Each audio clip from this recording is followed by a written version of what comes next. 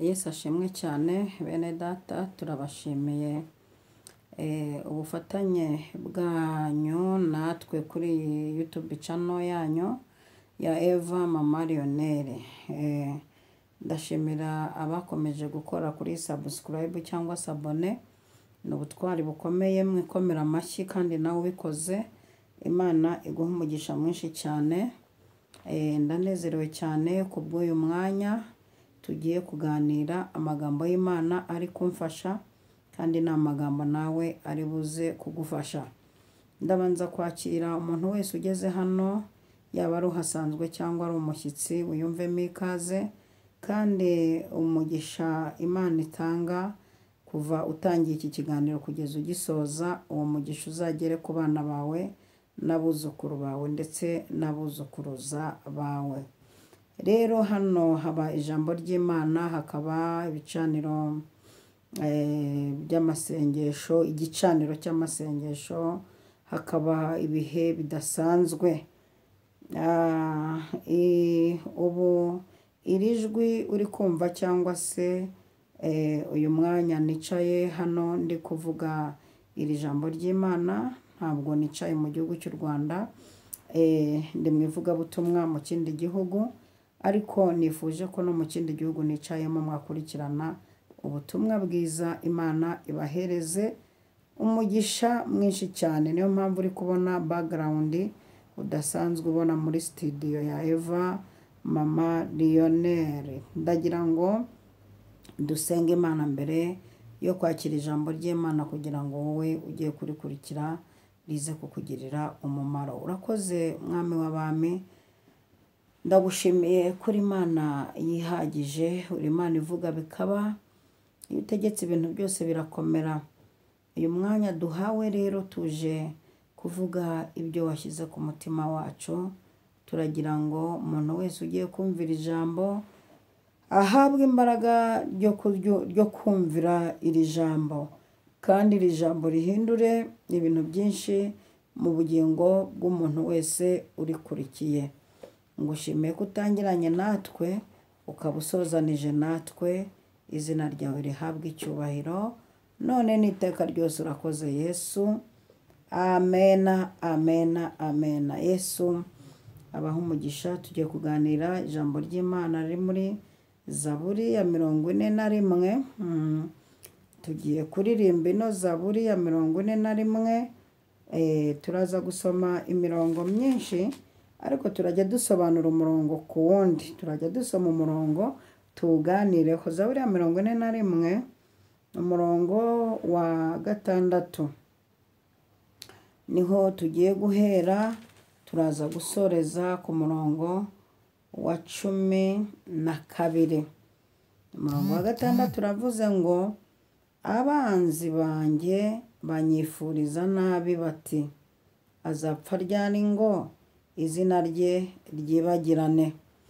Dawidi niwe waririmbye ino Zaburi kuko yari ari mu gihe gikomeye cy'abanzi bahora babaririza igihe azapfira. Bahora babaririza igihe azapfira ndetse ngo bakanabimwifuriza, bakabaza batari ko azapfa ryari ngo izina rye ryibagirane. Rero uyu mwanya ntabwo ari Dawidi uriho ubwirwa. Reka twumve icyo Mwuka yashatse kukuganiriza wowe ugeze hano. Abanzi, twajyaga turirimba ngo dufite abanzi batatu: Satani, isi n'umubiri. Ariko twasanze Satani akorera mu bantu kugira ngo batwange cyangwa bakwange. Nasanze nta muntu utagira abanzi, n'umukene agira abanzi. Ubanza hari n'abantu banga abakene. Nari nzi ko banga abantu bateye imbere, ariko nasanze n'abantu boroheje bagira abanzi. None ikibazo kirabaza ngo abanzi banjye banyifuriza nabi bati azapfa ryari ngo izina rye ryibagirane. Ntabwo nzi ko izina ryawe kwibagirana mu maso y'abanzi bawe, kanange nishyiramo mu maso y'abanzi bacu. Ntabwo nzi inyungu bagira iyo twapfuye tukibagirana. Ntabwo ndamenya ahantu bungukira. Wowe uzi aho bungukira uze kwandika muri komanteri uvuga uti navumbuye aho abanzi bungukira iyo twibagiranye. Ariko ndashaka gutegeka ubwami bw'Uwiteka gukorera ku buzima bwawe. Ntabwo uzibagirana, nta nubwo uzapfa. Nta nubwo uzapfa kubera ko abanzi bawe bateranye. Akira ubuzima muri iri jambo. Murongo wa karindwi, kandi umwe muri bo iyo aje kunsura abancunga, umutima ukiyuzuriza inama mbi, agasohoka akabivuga. Urumva muri aba banzi nababwiye ko iyo umuntu aguhiga, cyane cyane nk'aba bantu baroga, nta muntu ukuroga ari umwe, baba ari itimu y'abantu 5 kuzamura, bakora inama. Nta muntu uguhiga ari umwe, kuko umwe iyo byanze atuma undi, byakwanga agatuma undi. Nta muntu ujya uguhiga ari umwe. Yakunaniwe ajya ku mwana, yakunanirwa akajya ku mugabo, byamunanira akagaruka mu matungo, byamunanira akagaruka mu mashopu. Kandi umwe muri bo ngo yaje kunsura abancunga. Iri cunga ryabo rero n'iri sura ryabo, aya masaha ndumva nshaka ko tubwira Imana ikadutandukanya n'umutwe w'aba banzi, w'aba bagome. Turayinginga nk'uko Dawidi nawe yayinginze ati abancunga, nimba ari akenda nambaye abancunga, nimba ari ibyo ngezeho abancunga, nimba ari iterambere runaka ngo abancunga, abancunga. Ngo umwe muri bo yaje kunsura, kugusura bagucunga. Maso y'abanzi bawe rero Uwiteka ayarebeshe kure, abatembereza, areba ahandi hantu abajyana. Ngo abancunga ngo kandi umutima wo kuyuzurisha inama mbi, agasohoka akanabivuga. Umutima ugira inama mbi, mu mitima abagome, mu mitima bakurwanya haba inama mbi, mu rwego basohoka banavuga bati turumva tuzagira gutya, tuzagira gutya. Ariko ngo utandukanije n'umwuka w'abanzi ukureklama, utandukanije n'umwuka w'abanzi ukuburana. Umurongo w'8 uravuze ngo abanyanga bose bamvugira mu byongorerano, bangira inama yo kungirira nabi. Aya magambo ndi kuyatekereza, numvise hari umuntu natumweho hano uri mu rugamba nkuru nguru rutamworoheye. Numvise uyu muntu namutumweho byahatari, uri muri uru rugamba rutamworoheye, ugezeho abamwanga bamuvugira mu rwongorerano.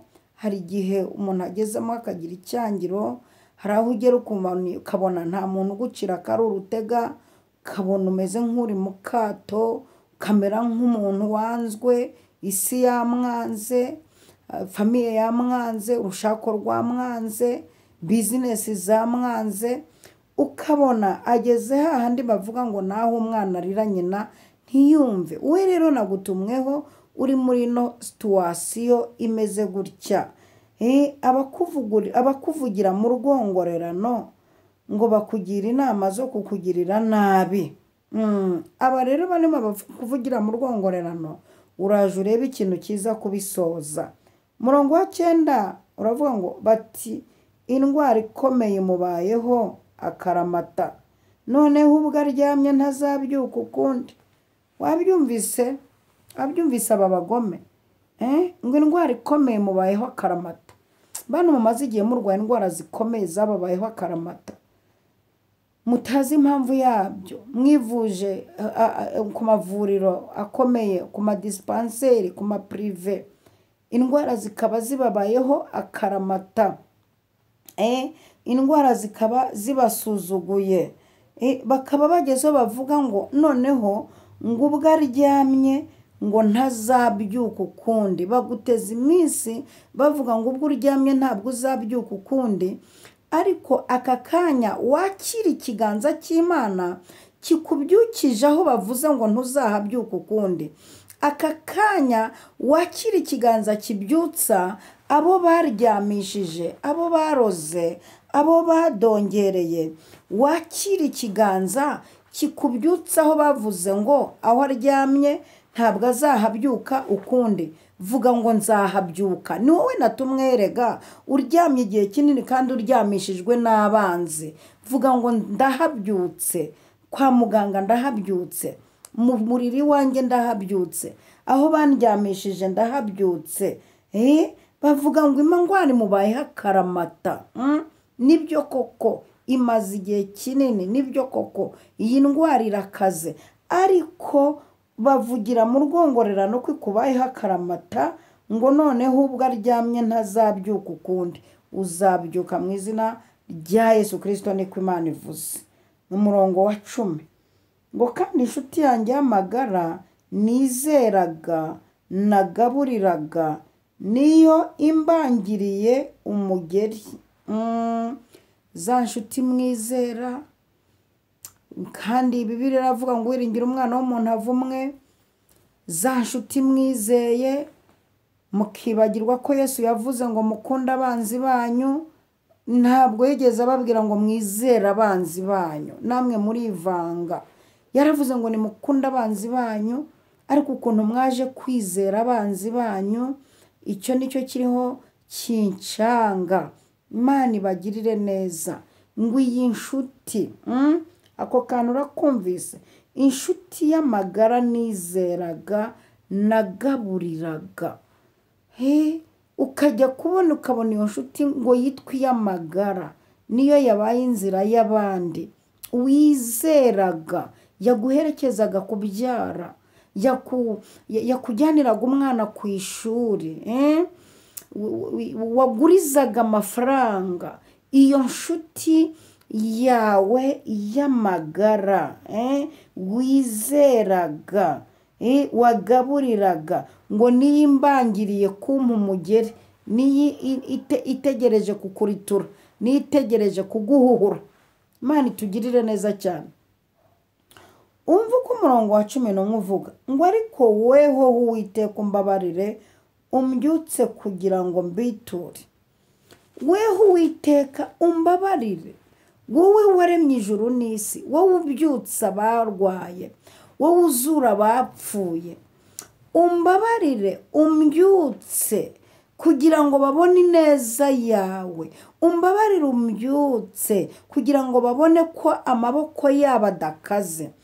Umbabarire umbyutse, ndakwinginze nyakubahwa nyiribihe, umbabarire umbyutse mu bitaro, umbabarire umbyutse mu buriri, umbabarire umbyutse. Imana nikubyutse, nikubyutse aho urwaye, nikubyutse aho uryamye, nikubyutse mu bitaro, nikubyutse mu buriri, kugira ngo ubiture. Kandi ndakubwira ngo nk'umukristo ntuzabiture nabi, uzabiture neza.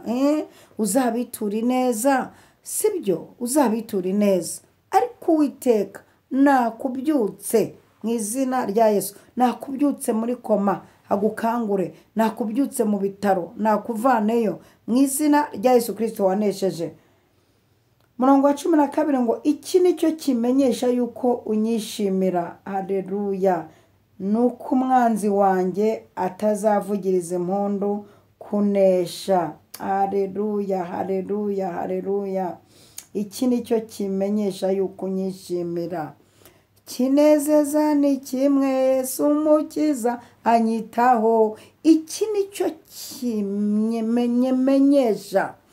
kimenyesha, haleluya, yuko unyishimira. Nuko umwanzi wanjye atazavugiriza impundu kunesha. Aho uri komera Imana amashyi utere haleluya. Umwanzi wawe umva ijambo ahawe aka kanya, uguhiga umva iryahawe, ntabwo azavugiriza impundu kunesha, ntabwo azaserebura, ntabwo azabyina intsinzi, no, ntabwo azakwishima hejuru, ntabwo azafata indabo ngo ashyireho ngo tuzahora tukwibuka, no, ntabwo umwanzi wawe azavugiriza impundu ko anesheje. Niko byagenze. Goliyati ntabwo yigeze avuza impundu, cyakoze yaranzwe n'induru zo kuvuga ngo Abisiraheli barasuzuguritse, ngo nimbwa, abasuzugurana ngo n'Imana. Yavugije induru ariko ntiyigeze avuza impundu. Ntabwo umwanzi wawe Imana irirahiye azavugiriza impundu kunesha, ntabwo azakunesha. Nubwo afite sapoti ntabwo azakunesha. Nubwo afite gishyigikira ntabwo azakunesha. Nubwo afite uko yiyumva ntabwo azakunesha. Iki nicyo kimenyesha yuko Uwiteka anyishimira. Ndumva nshaka ko dusoza wumva ugiye kwicara ahantu Uwiteka kwishimira. Nimba Uwiteka atakwishimira, ushaka impamvu ituma atakwishimira, ubihindure, ukizwe, uhindurwe n'imiburo. Kuki Uwiteka ubundi atakwishimira? Ndifuza ko wowe nkurikiranye aka kanya, kandi nimba utarakira umwami Yesu, wakira umwami Yesu. Aho uherereye hose nukenera kwakira umwami Yesu, nimero zanjye ziriho aho ngaho, urazibona. Mpamagara ngufashe nkwatuza inzira y'agakiza, kandi ngufashe kuba wabatizwa igihugu uherereyemo icyo ari cyo cyose. Ndifuza kugera mu rwego rwo kwishimirwa n'Imana. Umunsi umwe Yosuwa na Kalebu baravuze ngo nimba Uwiteka atwishimira, icyo gihugu tuzakijyamo, kandi abagome baho tuzabarya nk'abarya imitsima. Nimba Uwiteka akwishimira. Imana ishimwe. Iyo Uwiteka akwishimira ujya mu muriro ntushye. Iyo Uwiteka akwishimira intambara yose ntigushobora. Imana iguha umugisha we warunkurikiranye. Uwiteka umusaba imbaraga zo kukwishimira. Ngo nuko umwanzi wanjye atavugiriza impundu kunesha. Kunesha. Twimanye impundu mu banzi bawe. Twimanye celebration mu banzi bawe. Turimana ibitaramo mu banzi bawe. Tubimye guseka. Abanzi bawe ntibagere ku ntego biyemeje kuri wowe. Turakwimanya amasaha. Ndimana urugo rwawe, ndimana abana bawe, ndimana business yawe. Ndakwimanye umwanzi ntavugirize impundu kunesha. Imana ishimwe cyane. Turagira ngo dusoze iri jambo, turitsubikira ahangaha.